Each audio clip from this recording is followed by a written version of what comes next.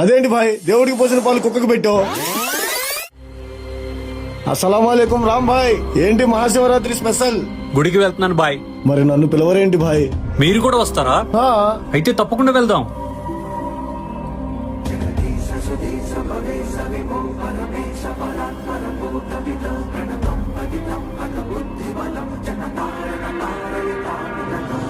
వెళ్దామా బాయ్?